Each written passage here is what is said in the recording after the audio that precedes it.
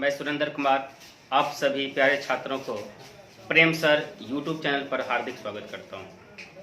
आप सभी मेरी पिछली वीडियो में use of shall be and will be पढ़े होंगे, जिसमें स्ट्रक्चर ऑफ नेगेटिव सेंटेंस तक पढ़ाया गया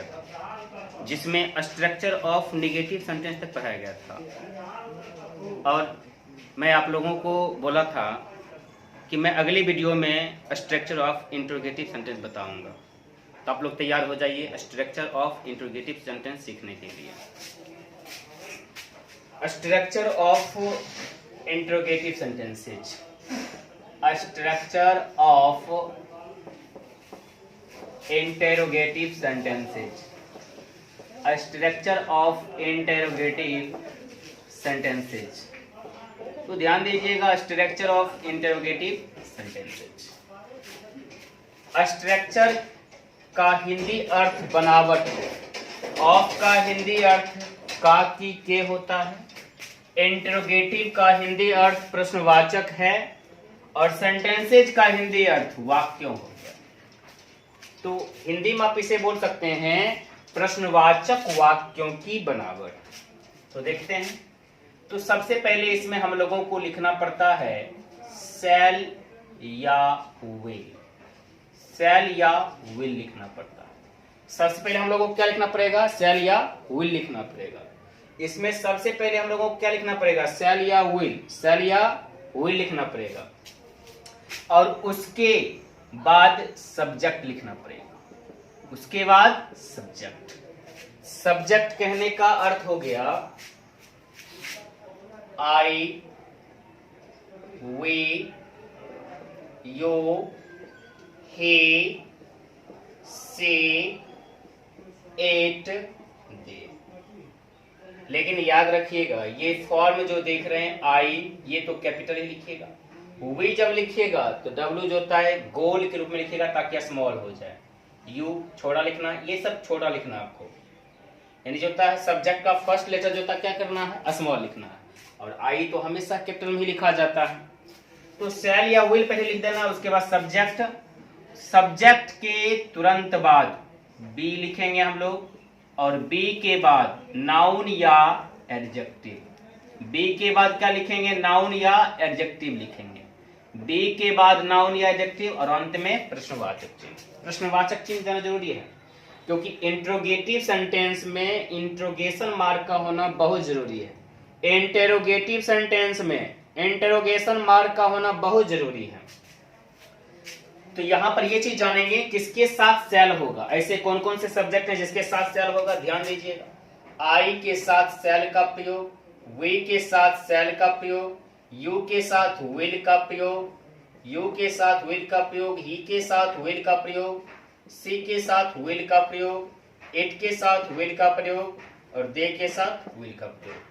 ये आपको टेंस में भी काम आएगा। जब टेंस आप पढ़ेंगे इसमें भी काम आएगा।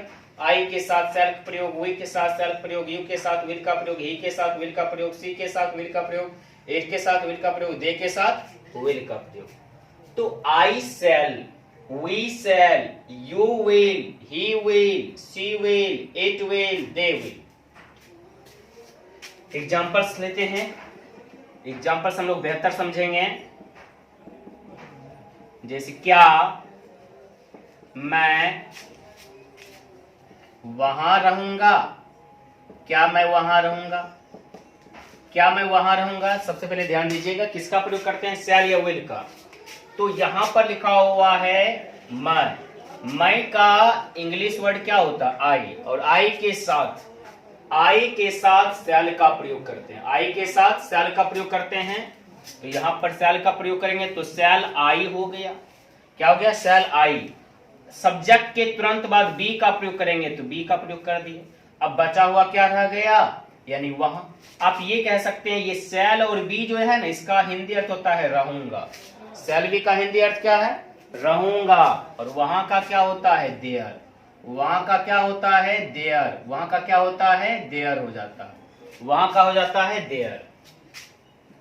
दूसरा ध्यान दीजिएगा, क्या तुम उदास रहोगे? क्या तुम उदास रहोगे? तो क्या तुम उदास रहोगे, सबसे पहले ध्यान दीजिए क्या तुम उदास रहोगे। तो यहां पर सब्जेक्ट को हम लोग जानेंगे। सबसे पहले सब्जेक्ट कौन है, तो सब्जेक्ट है तुम का इंग्लिश वर्ड क्या होता है, यू। तुम का इंग्लिश वर्ड क्या होता है, यू। और यू के साथ किसका प्रयोग, शैल या विल। तो यहां पर देख लीजिए यू के साथ विल का प्रयोग, तो क्या हो जाएगा, विल यू। अब सब्जेक्ट के तुरंत बाद बी का प्रयोग करते हैं, तो बी लिख दिए। और उदास को क्या बोलते हैं, सैड। तो will you be sad, will you be sad. तीसरा सेंटेंस लिखेंगे हम लोग, क्या आप ईमानदार बनेंगे, क्या आप ईमानदार बनेंगे। ध्यान दीजिएगा, क्या आप ईमानदार बनेंगे। तो सबसे पहले इसमें सब्जेक्ट को जानते हैं। सब्जेक्ट क्या है, आपका इंग्लिश वर्ड यू होता है, तो यू हो गया। यू के साथ किसका प्रयोग किया जाता है, तो विल का प्रयोग। देखिए यहाँ पर जस्ट किए थे, तो विल यू, तो यहाँ पर भी करेंगे विल यू। उसके बाद सब्जेक्ट के तुरंत बाद बी लिखते हैं, तो बी लिख दीजिए। बचे हुए वर्ड क्या रह गया, ईमानदार, तो इसका इंग्लिश क्या होता है, ऑनेस्ट। तो क्या बन गया, विल यू बी ऑनेस्ट, क्या आप ईमानदार बनेंगे। क्या मैं वहां रहूंगा, शैल आई बी देयर। क्या तुम उदास रहोगे, तो विल यू बी सैड। क्या आप ईमानदार बनेंगे, will you be honest, will you be honest, will you be honest. तो एक तरह का जो होता है, समझ जाइए, आपका जो होता है स्ट्रक्चर ऑफ इंट्रोगेटिव सेंटेंस, आप समझ गए होंगे। अगला स्ट्रक्चर चलते हैं, चौथा स्ट्रक्चर होता है structure of WH question sentences, WH question sentences, structure of WH question sentences. तो structure of WH question sentences, तो WH वर्ड के बारे में हम लोग पिछली वीडियो में भी चर्चा किए थे। WH वर्ड के बारे में हम लोग पिछली वीडियो में भी चर्चा किए थे, लेकिन इस वीडियो में भी चर्चा कर लेते हैं WH वर्ड के बारे में। ध्यान दीजिएगा, W और हो गया H, तो W यानी वाट, वाट का हिंदी अर्थ हो जाएगा क्या, वाट का हिंदी अर्थ क्या, वेयर, वेयर का हिंदी अर्थ कहाँ, वाई, वाई का हिंदी अर्थ क्यों, वेन, वेन का हिंदी अर्थ कब, हु का हिंदी अर्थ कौन, हुम का हिंदी अर्थ किन्हें, विच का हिंदी अर्थ कौन सा। तो वाट का हिंदी अर्थ क्या, वेयर का हिंदी अर्थ कहाँ, वाई का हिंदी अर्थ क्यों, वेन का हिंदी अर्थ कब, और हु का हिंदी अर्थ कौन, हुम का हिंदी अर्थ किन्हें, विच का हिंदी अर्थ कौन सा। यानी ये वाट का हिंदी अर्थ होता है क्या, वेयर का हिंदी अर्थ कहाँ, वाई का हिंदी अर्थ क्यों, वेन का हिंदी अर्थ कब, हु का हिंदी अर्थ कौन, हुम का हिंदी अर्थ किन्हें, विच का हिंदी अर्थ कौन सा या कौन सी, कौन सा या कौन सी। ये सभी देख लीजिए जो होता है W से स्टार्ट। ये सारे वर्ड जो होता है, जितने भी वर्ड्स दिखते हैं, ऑल दीज वर्ड्स जो होता है start with W, in W से स्टार्ट। और यहाँ S से वाला देख लीजिए, तो यहाँ H वाला हम क्या बोल सकते हैं, आपका हो गया S से हाउ, उसके बाद हो जाएगा हाउ मेनी, हाउ मेनी, उसके बाद हो जाएगा how much, how much, how far, how far, how long, how long, how long, how distance, बहुत सारे वर्ड हो सकते हैं। तो हाउ का मतलब कैसे, हाउ मेनी मतलब कितने। ये हाउ का हिंदी अर्थ होता है कैसे, हाउ को हिंदी में बोलते हैं कैसे, और हाउ मेनी को हिंदी में बोलते हैं कितने, हाउ मच को भी बोलते हैं कितने। जिस चीज को आप गिनती कर सकते हैं उसके लिए हाउ मेनी बोलेंगे, और जिस चीज को आप गिनती नहीं कर सकते हैं उसके लिए हाउ मच बोलेंगे। हाउ फार कितना दूर, हाउ लॉन्ग कितना, कितना लंबा है कितना बड़ा। तो WH क्वेश्चन सेंटेंस है, इसका स्ट्रक्चर क्या होता है, सबसे पहले आप WH वर्ड लिखते हैं, पहले क्या लिखते हैं, WH वर्ड लिखते हैं। उसके बाद शैल या विल, इन दोनों में से कोई जो होता है वर्ब लिखते हैं।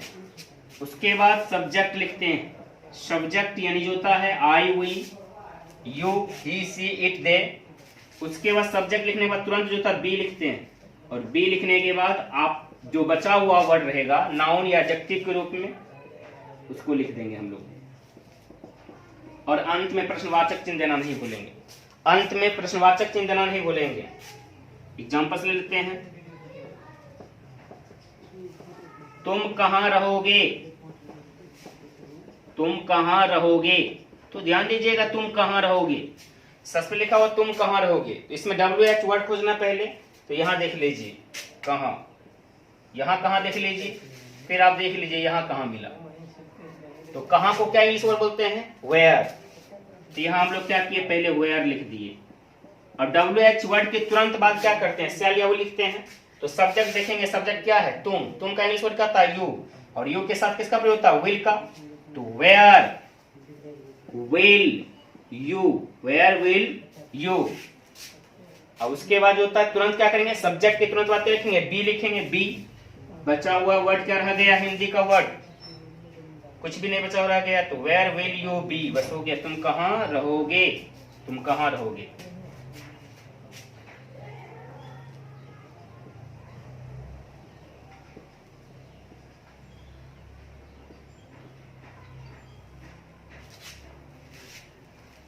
वह क्यों उपस्थित रहेगा, वह क्यों उपस्थित रहेगा, वह क्यों उपस्थित रहेगा।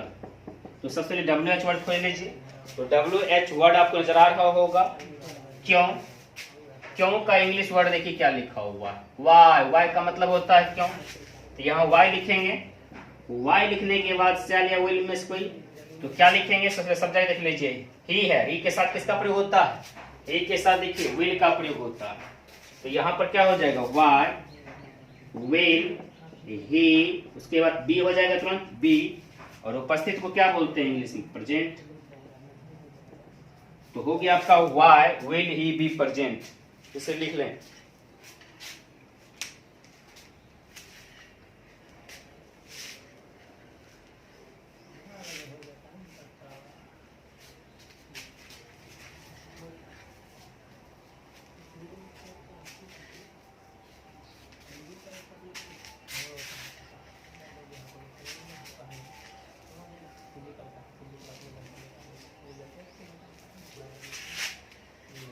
तो हम लोग जो अभी पढ़ रहे थे वर्ब टू बी पढ़ रहे थे, क्या पढ़ रहे थे, वर्ब टू बी, ठीक है, वर्ब, ठीक है, वर्ब पढ़ रहे थे, और भी क्या पढ़ रहे थे, टू बी।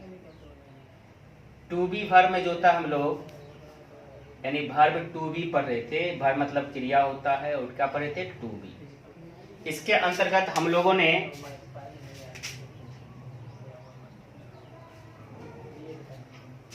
कुल मिला के 3 टेंस की चर्चा की थी। सबसे पहला हो गया आपका प्रेजेंट टेंस, जिसमें हम लोगों ने सीखा इज का प्रयोग, एम का प्रयोग, आर का प्रयोग, यानी कुल मिला के आप बोल सकते हैं इज एम आर का प्रयोग सीखा। दूसरा tense past tense, past tense में हम लोगों ने सीखा वाज और वेयर का प्रयोग, वाज और वेयर का प्रयोग। तीसरा हम लोग सीखे फ्यूचर टेंस, फ्यूचर टेंस में हम लोगों ने सीखा शैल बी, विल बी का प्रयोग, शैल बी और विल बी का प्रयोग। तो वर्ब टू बी के अंतर्गत हम लोगों को पढ़ने का मौका मिला प्रेजेंट टेंस, जिसमें इज एम आर के प्रयोग को जाने हम लोग, और पास्ट टेंस जिसमें हम लोग वाज और वेयर के प्रयोग को जाने। तीसरा फ्यूचर टेंस जिसमें हम लोग शैल बी और विल बी को जाने। यहाँ पर देख लीजिए अंत में बी लिखा हुआ है, इसीलिए इसको बी फॉर्म का वर्ब कहा जाता है। ये प्रेजेंट कैटेगरी हो गया, ये पास्ट कैटेगरी हो गया, और ये फ्यूचर कैटेगरी हो गया। अब तीनों मिला के जो था सेंटेंस लिया जाए, कुछ सेंटेंस लेते हैं, ध्यान दीजिएगा। जैसे पहला सेंटेंस है कि मैं खुश हूं, मैं खुश हूं, ध्यान दीजिएगा। दूसरा सेंटेंस है मैं खुश था, मैं खुश था। और तीसरा सेंटेंस मैं खुश रहूंगा, मैं खुश। अब देखिए सबसे पहले एक चीज इसमें बताइएगा कि मिलता जुलता कौन सा शब्द। तो अब देखिए मिलता जुलता शब्द की बात करें, देखिए यहाँ पर ये तीनों मिला लगभग। मैं कितने बार लिखा गया? 3 बार लिखा गया। ठीक उसी प्रकार ये खुश कितने बार लिखा गया? 3 बार लिखा गया। तो ये दोनों जो होता है सभी में लिखा गया है, सब में कॉमन है। लेकिन ये हूं देखिए, ऐसा नहीं कि हूं जो होता तीनों बार लिखा, नहीं हूं जो होता है याद रखिएगा। इसलिए तो कहा जाता है कि है, हो, हूं को, है, हो, हूं को प्रेजेंट जानो, था, थी, थे को पास्ट जानो, गा, गी, गे को फ्यूचर जानो। फिर से सुनिए मैंने क्या बोला, है, हो, हूं को प्रेजेंट जानो, देख लीजिए यहां प्रेजेंट लिखा हुआ है। था, थी, थे को पास्ट जानो, गा, गी, गे को फ्यूचर जानो। आओ बच्चों टेंस पहचानो। तो ये बेसिक नॉलेज है जो कि आपको होना बहुत जरूरी है। ये बेसिक नॉलेज है और बेसिक नॉलेज आपको होना बहुत जरूरी है।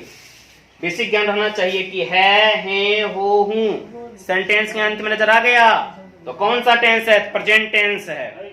कौन सा टेंस है? प्रेजेंट टेंस है। था, थी, थे सेंटेंस के अंत में नजर आ गया तो कौन सा टेंस है? तो पास्ट टेंस है। और उसके बाद गा, गी, गे नजर आ गया तो कौन सा टेंस है? Future tense. यहाँ पर देख लीजिए हूं लिखा हुआ है तो यदि हम यहाँ पर टेंस का नाम कहेंगे बताने के बोलिएगा प्रेजेंट टेंस। था लिखा हुआ है तो पास्ट टेंस, रहूंगा फ्यूचर टेंस।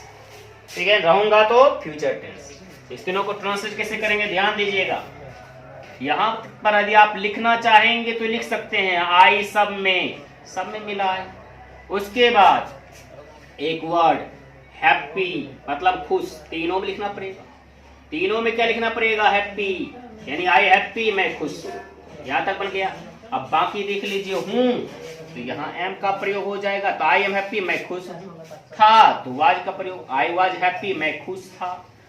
और रहूंगा तो यहाँ पर shall be, I shall be happy तो मैं खुश रहूंगा। तो एम का हिंदी अर्थ क्या हो गया? हूं। वाज का हिंदी अर्थ था और शैल बी का हिंदी अर्थ क्या हो गया? रहूंगा। तो इस तरह आप तीनों टेंस यानी प्रेजेंट टेंस, पास्ट टेंस और फ्यूचर टेंस सीखे। तो वर्ब टू बी के बाद होता है, अब हम लोग चर्चा करेंगे वर्ब टू हैव पर। इससे पहले आप लिख लें।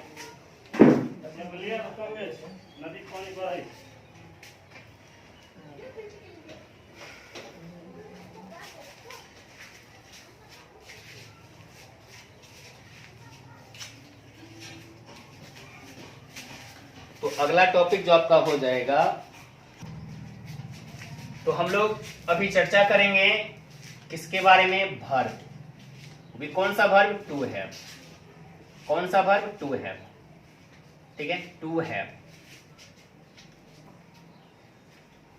बहुत ही अच्छे चैप्टर है, इस चीज को ध्यान रखिएगा। Verb to have, verb to have. तो हम लोग टू बी के रूप में क्या क्या पढ़े थे ये भी जान लेते हैं। फिर से मैं रिपीट कर देता हूं, अभी जस्ट मैंने रिपीट किया था टू बी। ठीक है, इसमें क्या पढ़े थे? Present tense. ठीक है, प्रेजेंट टेंस के रूप में जो होता है इज, एम, आर के प्रयोग को सीखे थे। और दूसरा पास्ट टेंस, यानी पास्ट टेंस के रूप में हम लोग क्या सीखा था? वाज और वेयर के प्रयोग को जाने थे। और फ्यूचर टेंस, फ्यूचर टेंस के अंतर्गत हम लोगों ने क्या सीखा था?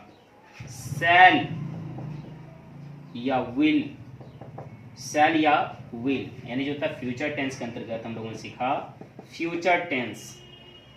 फ्यूचर टेंस जिसके अंतर्गत हम लोगों ने सीखा शैल या विल, शैल बी या विल बी का प्रयोग सीखा। ध्यान दीजिएगा। तो टू बी के रूप में हम लोग क्या सीखे थे? प्रेजेंट टेंस के रूप में सीखे थे इज, एम, आर का प्रयोग। किसका प्रयोग सीखे थे? इज, एम, आर का प्रयोग। और पास्ट टेंस के रूप में क्या सीखे थे? वाज और वेयर का प्रयोग। और फ्यूचर टेंस के रूप में क्या सीखे थे? शैल बी या विल बी का प्रयोग, यानी शैल बी या विल बी का प्रयोग। इसमें आपको उदाहरण भी बताए थे, मैं खुश हूं तो आई एम हैप्पी, मैं खुश था तो आई वाज हैप्पी, और मैं खुश रहूंगा तो I shall be happy, I shall be happy. तो ध्यान दीजिएगा वर्ब टू हैव। सबसे पहले ध्यान दीजिएगा ये टू हैव। तो टू हैव क्या करता है, सबसे पहले ये देखिए, इसमें जो होता है सबसे पहले रिलेशन, रिलेशन, ठीक है, ध्यान दीजिएगा इसको। ऐसे हम लोग इसको आरपी बोलते हैं। रिलेशन पहला हो गया। रिलेशन का अर्थ क्या हो गया, संबंध, ठीक है। रिलेशन का अर्थ क्या हो गया, संबंध। रिलेशन का अर्थ क्या हो गया, संबंध। दूसरा राइट, RIGHT, राइट। राइट का मतलब होता है अधिकार। राइट का मतलब अधिकार। राइट का मतलब अधिकार। और ये तीसरा देखिए पोजीशन। पोजीशन का अर्थ होता है स्वामित्व, यानी मालिकपन, ठीक है, जिस पे आपका हक हो, जिस पे आपका हक हो। कोई ऐसी वस्तु है जिस पर आपका हक भी है, इसको हक भी कह सकते हैं, यानी अधिकार को, अधिकार भी है और संबंध भी है, तो उसके लिए आप क्या बोलते हैं हिंदी में? ऐसे सेंटेंस के लिए आप बोलते होंगे मेरे पास कार है, मेरे पास कार है, ठीक है, मेरे पास कार है, मेरे पास किताब है। एक स्टूडेंट होने के नाते आप 3-4 सेंटेंस जरूर बोलते होंगे। क्या क्या बोलते होंगे, ध्यान दीजिएगा। आप ऐसा जरूर बोलते होंगे। सबसे पहले ये बोलते होंगे मेरे पास कलम है, मेरे पास कलम है। हर कोई स्टूडेंट बोलता है मेरे पास कलम है, मेरे पास कलम है, मेरे पास कलम है। मेरे पास किताब है, मेरे पास किताब है, मेरे पास किताब है, मेरे पास किताब है। मेरे पास अभ्यास पुस्तिका है, जिसको कॉपी एक्सरसाइज बुक बोलते हैं। मेरे पास अभ्यास पुस्तिका है, मेरे पास अभ्यास पुस्तिका है, मेरे पास अभ्यास पुस्तिका है, मेरे पास अभ्यास पुस्तिका है। तो ये आपका क्या हो गया, ये अधिकार वाली वस्तु। कलम यदि आपके पास है तो कलम किसका है, आपका है। अधिकार किस पर है, आपका है। लेकिन संबंधी की बात कर लेते हैं। जैसे आप बोल सकते हैं मेरे 2 भाई हैं, मेरे 2 भाई हैं, मेरे 2 भाई हैं, मेरे 2 भाई हैं, यानी मेरे 2 भाई हैं, मेरी एक बहन है, मेरी एक बहन है, मेरी एक बहन है। तो इस तरह के सेंटेंस में हम किसका प्रयोग करेंगे, वर्ब टू हैव का प्रयोग।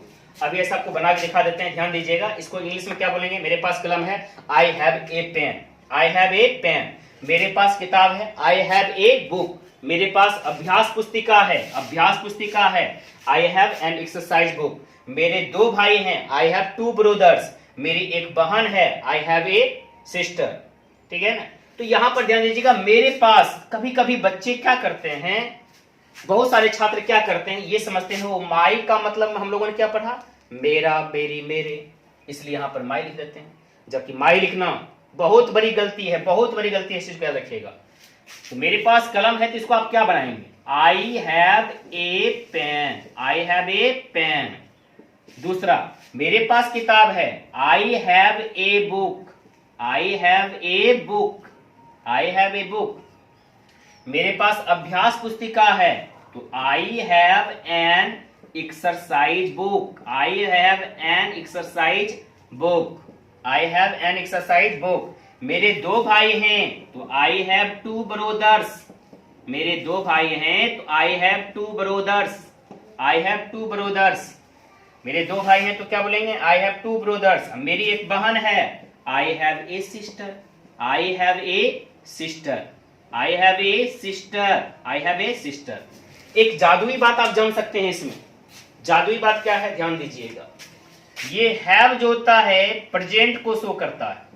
ये किसको शो करता है, प्रेजेंट को शो करता है। जितना भी आप हैव दिख रहे हैं ना, ये हैव जो देख रहे हैं, ये हैव किसको शो करता है, प्रेजेंट को शो करता है। किसको शो करता है, प्रेजेंट को शो करता है।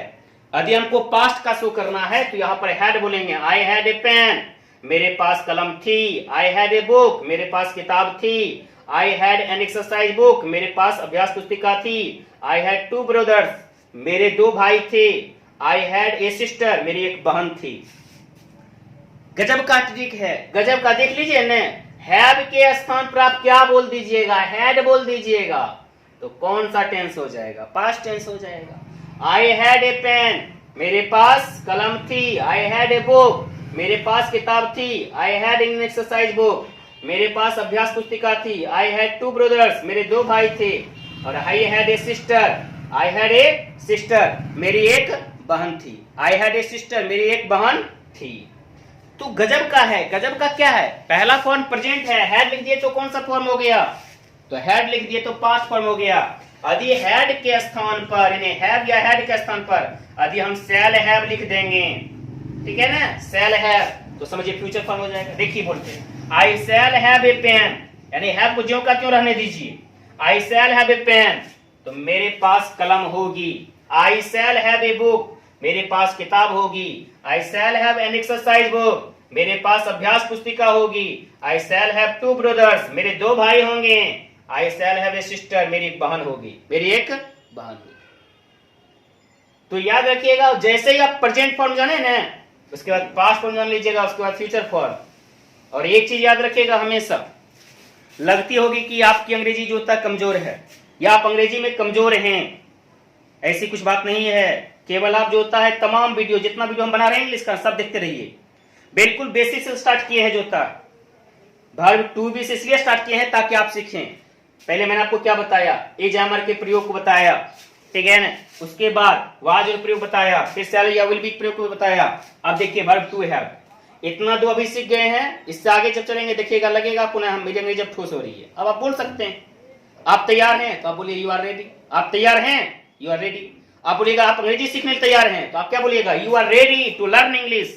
आप अंग्रेजी सीखने के लिए तैयार हैं और मैं अंग्रेजी सीखने के लिए तैयार हूं, तो या मैं अंग्रेजी सिखाने के लिए तैयार हूं, तो I am ready, I am ready to learn, ठीक है, इंग्लिश हो जाएगा। मैं इंग्लिश सीखने तैयार हूं, तो I am ready to learn English हो जाएगा। तो आप लोग बिल्कुल तैयार रहेंगे, याद रखिएगा। आप वहां जाने के लिए तैयार हैं, you are ready to go there. सब सेंटेंस पढ़ेंगे, सब टाइप का।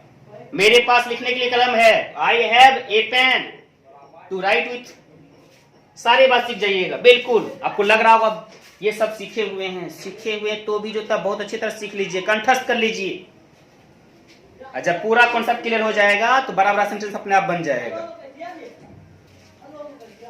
तो सारी वीडियो जितना भी इंग्लिश के डाले हैं सब जो था देख लीजिएगा। और अंत में कहना चाहेंगे, वक्त दिए हैं वक्त दीजिएगा, वक्त दिए हैं वक्त दीजिएगा। इस चैनल को अधिक से अधिक सब्सक्राइब कीजिएगा।